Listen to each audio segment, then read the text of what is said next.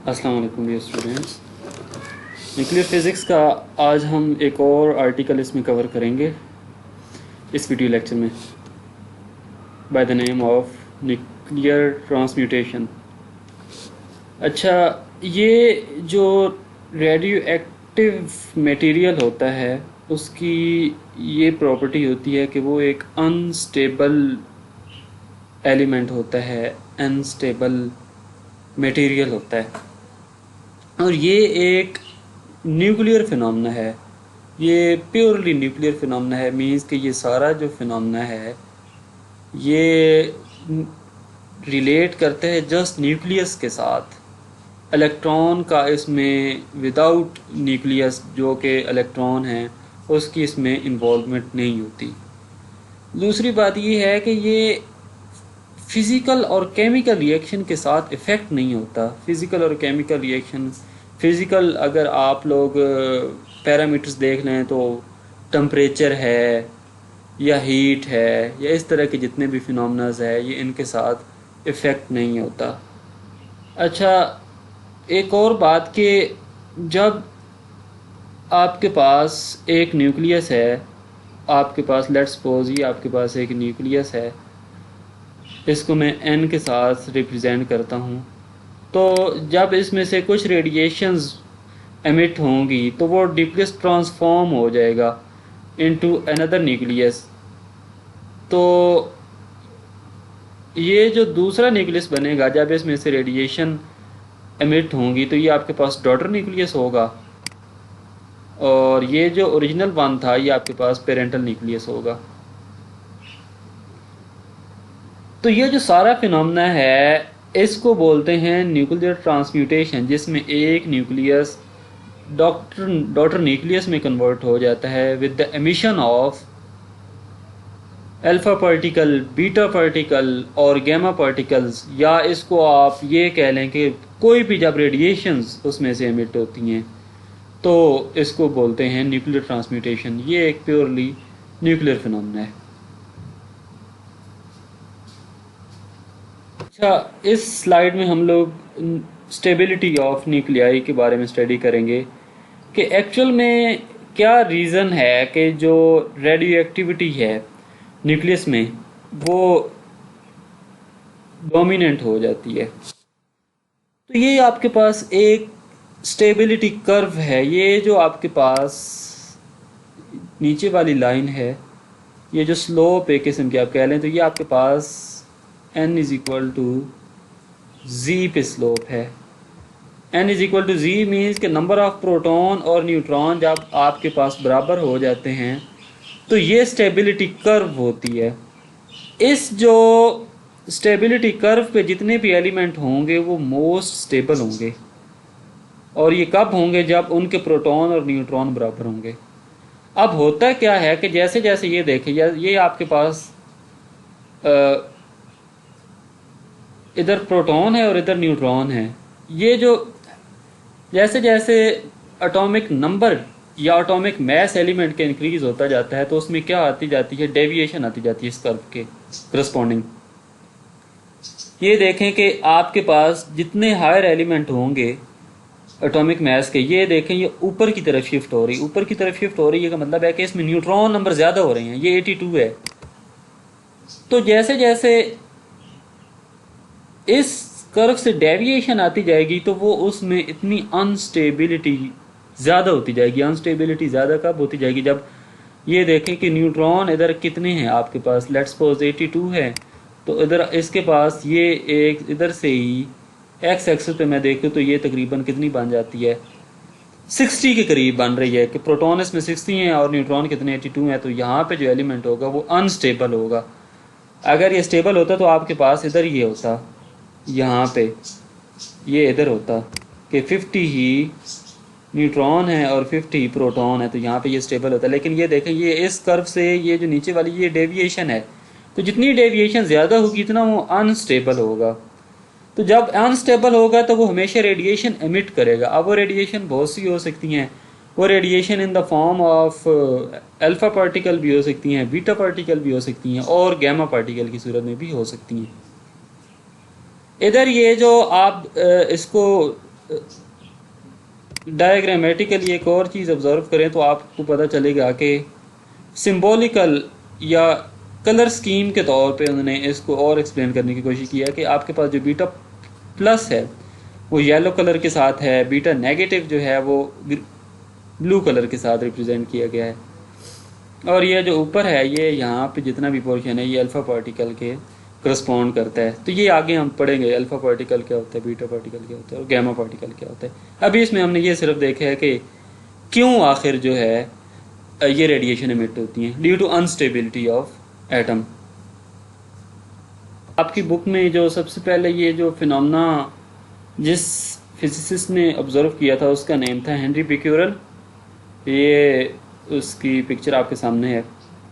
Natural रेडिएटिविटी को उन्होंने discover किया था कि कुछ ऐसे एलिमेंट होते हैं जो खुद ब खुद रेडिएशन इमिट करते जाते हैं, जैसे कि अनस्टेबल न्यूक्लियाई है जिनका एटॉमिक मास आपके पास G = 82 है या इससे ज़्यादा है, तो वो आपके पास क्या होते हैं, अनस्टेबल होते हैं, तो वो नेचुरल रेडियोएक्टिविटी का रिस्पॉन्ड करते हैं। तो उन्होंने फिर देखा कि ये जो रेडिएटिविटी या जो रेडिएशन इमिट करेंगे वो बीटा नेगेटिव की फॉर्म में हो सकती हैं, बीटा पॉजिटिव की फॉर्म में हो सकती हैं। अगर बीटा नेगेटिव की फॉर्म में होगी तो आपके पास ये वाली सिचुएशन होगी कि एक इलेक्ट्रॉन एमिट होगा और आपके पास एलिमेंट इस तरह ट्रांसफॉर्म होगा कि उसके एटॉमिक मास में तो कोई चेंज नहीं है, ये एटॉमिक मास है इसमें चेंज नहीं आ रही, लेकिन जो एटॉमिक नंबर है उसमें इंक्रीज हो रहा है, एक इंक्रीमेंट हो रहा है।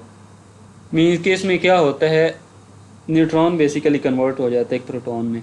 और बीटा पॉजिटिव में आपके पास एक ये आपके पास एमिशन ऑफ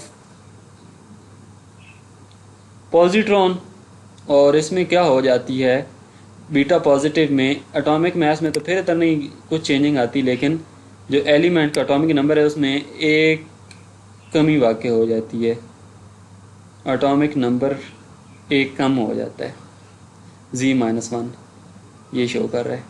तो ये जो सारा फिनोमेना था बीटा नेगेटिव और बीटा पॉजिटिव, ये जो सबसे पहले ऑब्जर्व किया गया था या इसको जिसे कह लें कि इन्वेंट किया गया था या ये फाउंड किया गया था ये कहना चाहिए, तो ये हेनरी बिक्यूरेल ने किया था। अच्छा, मज़ीद अब हम रेडियोएक्टिविटी प्रोसेस को और स्टडी करते हैं। मैरी क्यूरी या मादाम क्यूरी भी इसे बोलते हैं।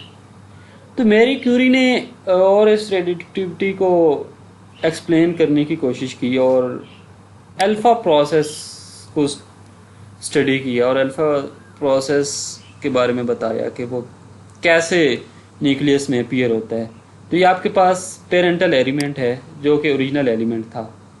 तो अल्फ़ा पार्टिकल जब एमिट होता है तो क्या चेंजेस आती हैं, तो ये आपको बताता चलूँ कि जब अल्फ़ा पार्टिकल, ये आपके पास अल्फ़ा पार्टिकल है, जब अल्फ़ा पार्टिकल इसमें से एमिट होगा तो ये देखें 2 इसके हीलियम न्यूक्लियाई के 2 प्रोटॉन है और 4 न्यूट्रॉन है, तो एटॉमिक नंबर में -2 मीन्स के 2 एटॉमिक नंबर इसमें से डिक्रीज़ होंगे और एटॉमिक मास में 4 की कमी क्या होगी। 4 number of atomic masses will be decreased and 2 number of proton या atomic number will be decreased. 4 atomic masses decrease होंगे और 2 एटॉमिक नंबर डिक्रीज होंगे जब आपके पास हीलियम न्यूक्लियाई बनेगा। तो और गैमा रेज के बारे में ये बताया कि गैमा रेज जब भी एमिट होती हैं तो ना तो उसके प्रोटॉन में कुछ कमी होती है या ज़्यादती होती है या ही उसके न्यूट्रॉन में, मीन्स के एटॉमिक नंबर और एटॉमिक मास सेम रहता है, तो ये आपके पास गैमा रेज एमिट होती है। ये इसकी सिंबॉलिक रिप्रेजेंटेशन है। अब हम मज़ीद एग्जांपल से न्यूक्लियर डिके की काइंड्स को स्टडी करना चाहते हैं और सबसे पहले जो काइंड है वो अल्फ़ा डिके है, ये अल्फ़ा पार्टिकल कहना चाहिए। इसमें क्या होता है, ये आपके पास एक एग्जांपल है बुक में गिवन है, यूरेनियम 92 और 238 जब अल्फ़ा डिके करेगा तो मैंने आपको बताया था कि एटॉमिक नंबर में 2 का जो है वो डिफरेंस होते हैं और 2 एटॉमिक नंबर कम हो जाता है। ये देखिए 92 से 90 हो गया, और इधर क्या होता है एटॉमिक मास में 4 की जो है वो कमी वाक़ई होती है, तो वो 238 से आपके पास माइनस, अगर मैं इसको रिप्रेजेंट करूँ कि -4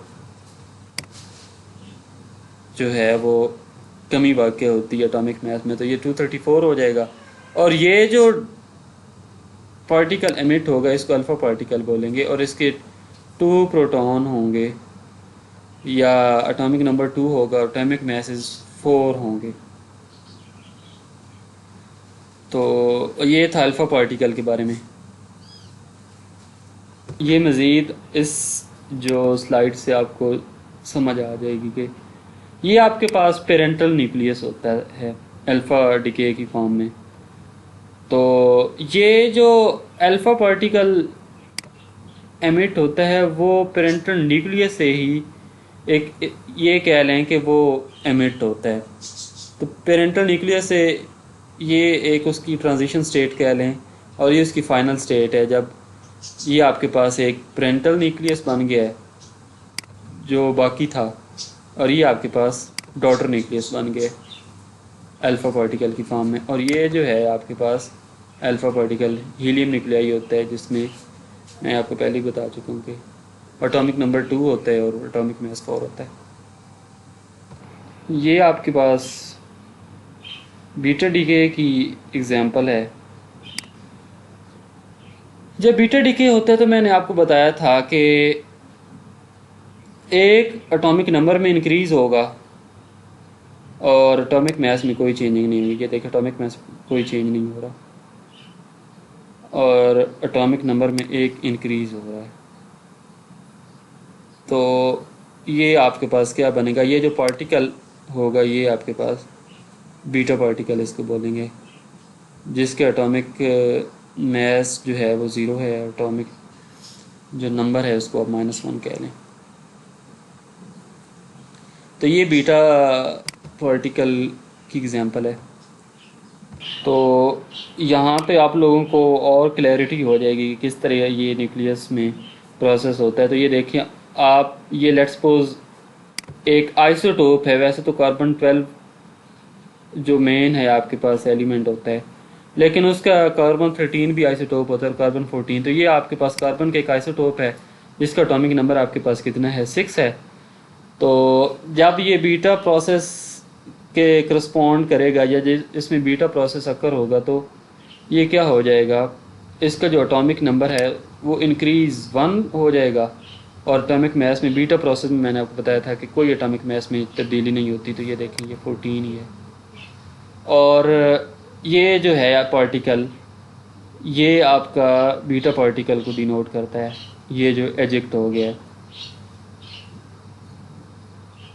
अच्छा, ये अब हम गैमा रेडिएशन के बारे में स्टडी करते हैं। अल्फ़ा को हमने पढ़ लिया, बीटा को भी पढ़ लिया, अब हम गैमा को स्टडी करने वाले हैं कि गैमा पार्टिकल कौन से होते हैं। Gamma particle basically high energy photon होते हैं। फोटोन के बारे में मैंने आपको ऑलरेडी बताया हुआ है कि वो इनका मास भी 0 होता है, अपेरेंट मास भी 0 होता है, और इनका चार्ज भी 0 होता है, और ये इलेक्ट्रोमैग्नेटिक जो वेव्स होती हैं वो उनका जो स्मॉलेस्ट पार्टिकल होता है। तो मीन्स के इसका ये है कि जब कोई भी न्यूक्लियस अंडर को गैमा डीके करेगा तो उसके ना तो एटॉमिक मास में कुछ कमी होगी या डिफरेंस आएगा, ना ही एटॉमिक नंबर या एटॉमिक मास दोनों में कोई डिफरेंस नहीं आएगा। ये देखें आप कि गैमा रेडिएशन में किस तरह प्रोसेस इन्वॉल्व होता है। तो ये आपके पास थोरियम है, 90 एटॉमिक नंबर है, 234 एटॉमिक मास है। गैमा रेडिएशन जब एमिट करेगा तो ये देखें एटॉमिक नंबर भी वही रहा है, 90 का 90 रहा है, और एटॉमिक मास भी वही है। और ये जो आपके पास जाहिर बात है ना कि एटॉमिक नंबर चेंज हुआ है ना एटॉमिक मास कोई चेंज हुई है, तो जो पार्टिकल एमिट होगा उसके भी एटॉमिक नंबर और एटॉमिक मास में कोई तब्दीली नहीं होगी। तो ये आपके पास गैमा रेडिएशन का कॉन्सेप्ट है। अच्छा, अब हम लोग एक्सपेरिमेंटली ये जानने की कोशिश करते हैं कि जब अल्फ़ा पार्टिकल, बीटा पार्टिकल और गैमा पार्टिकल किसी एक रेडियोएक्टिव एलिमेंट से एमिट होते हैं तो वो फोटोग्राफिक प्लेट पे क्या इफ़ेक्ट करते हैं या वो कैसे डेविएट होते हैं। तो ये आपके पास सिंपल सा एक एक्सपेरिमेंट है जिसमें ये लेड चैम्बर है। इधर आप लोग कोई भी रेडियो एक्टिव एलिमेंट रखेंगे तो रेडियो एक्टिव एलिमेंट की ये प्रॉपर्टी होती है, तो वो अगर स्पॉन्टेनियस डिके करता है तो वो अल्फ़ा पार्टिकल, बीटा पार्टिकल और गैमा पार्टिकल को एमिट करेगा। ये आपके पास वैक्यूम चैम्बर है। वैक्यूम चैम्बर में क्या है कि एक साइड पे एनोड है पॉजिटिव चार्ज और एक साइड पे कैथोड है। यहाँ से ये जितनी भी रेडिएशन है ये पास आउट होंगी। ये सामने फोटोग्राफिक फिल्म है जिधर से ये हम डिटेक्ट करेंगे। तो ये सबसे पहले तीन तरह की अगर हम स्टडी करें रेडिएशन को, तो जो गैमा रेडिएशन है वो डेविएट नहीं होगी, वो सीधी चली जाएंगी। इसका क्या मतलब है कि इसमें ज़ीरो चार्ज है। अगर तो पॉजिटिव चार्ज होता तो ये किधर मूव होती, नेगेटिव चार्ज की तरफ, और अगर इन पे नेगेटिव चार्ज होता तो ये पॉजिटिव चार्ज की तरफ डेविएट होती। लेकिन ये सीधी गुजरी है तो ये क्या है कि इस पर ज़ीरो चार्ज है गैमा रेडिएशन पे। और जो बीटा रेडिएशन थी वो अगर प्लस की तरफ मूव की है तो इसका क्या मतलब है, इस पे नेगेटिव है तभी वो पॉजिटिव की तरफ मूव किए हैं। तो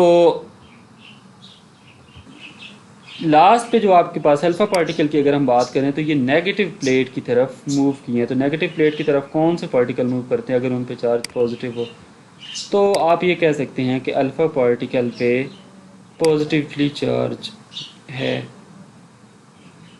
या ये पॉजिटिवली चार्ज पार्टिकल हैं।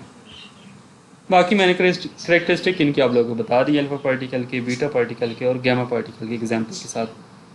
ये स्टूडेंट, तो इस वीडियो लेक्चर में हमने यही स्टडी करना था न्यूक्लियर ट्रांसम्यूटेशन के बारे में, और जो न्यूक्लियर डिके है जब वो प्रोसेस अकर होता है तो अल्फ़ा पार्टिकल एमिट होते हैं, तो हमने उनकी प्रॉपर्टी डिस्कस की, फिर बीटा पार्टिकल की प्रॉपर्टी डिस्कस की और गैमा पार्टिकल की डिस्कस की। फर्दर लेक्चर में और चीज़ें स्टडी करेंगे। तब तक के लिए अल्लाह हाफ़िज़।